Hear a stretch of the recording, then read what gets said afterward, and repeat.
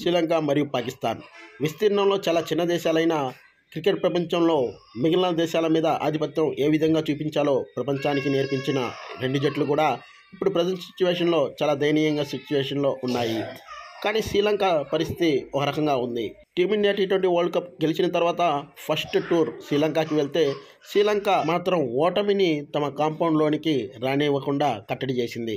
కానీ పాకిస్తాన్ పరిస్థితి అలా కాదు. సొంత దేశంలో కూడా చిన్న దేశం బంగ్లాదేశ్ మీద గెలవటానికి చాలా కష్టపడింది. కానీ ఓటమి మాత్రం పాకిస్తాన్కి తప్పలేదు. పాకిస్తాన్లో సీనియర్ బ్యాట్స్మెన్స్ బాబర్ అజమ్, మొహమ్మద్ రిజ్వాన్, మసూద్ వంటి ప్లేయర్లు కూడా ఇలాంటి పరిస్థితుల్లో ఎలాంటి ప్రభావం చూపించలేకపోయారు. కానీ శ్రీలంకలో ఎటువంటి సీనియర్ ప్లేయర్స్ లేకుండానే టీమిండియా వంటి జట్టుని కట్టడి చేయడంలో సక్సెస్ అయ్యారు.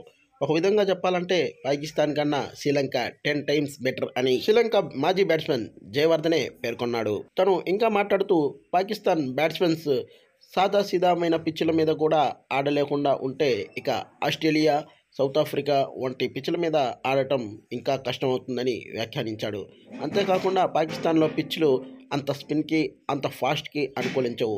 నార్మల్ పిచ్చెస్ అనేవి చూస్తాము. అలాంటి పిచ్చెస్ మీద విఫలమైతే అది కూడా తనకు అలవాటైన పిచ్చెస్ మీద పర్ఫార్మెన్స్ ఇవ్వకపోతే మిగిలిన కంట్రీస్లో ఎలాంటి ప్రభావితం చూపించలేదని వ్యాఖ్యానించాడు. పాకిస్తాన్ సిరీస్ ఒకసారి చూస్తే పాకిస్తాన్ ఒక బ్యాటింగ్లోనే కాదు అటు ఫీల్డింగ్లో ఇటు బౌలింగ్లో కూడా దారుణంగా విఫలమైంది. పాకిస్తాన్ జట్టు మెయిన్గా ఒకరిద్దరు ప్లేయర్స్ మీద భారీగా ఆశలు పెట్టుకొని డిపెండ్ అవుతున్నారు. మొహమ్మద్ రిజ్వాన్, బాబర్ అజమ్ వంటి ప్లేయర్లు తమ స్థాయికి తగ్గ పర్ఫార్మెన్స్ ఇవ్వడంలో విఫలమవుతున్నారు. కాబట్టే పాకిస్తాన్ ఓటమి చెందుతుందని వ్యాఖ్యానించాడు. పాకిస్తాన్ ఓటమి గల కారణాలను మీరైతే కామెంట్ ద్వారా మీ స్పందనను తెలియజేయగలుగుతారో.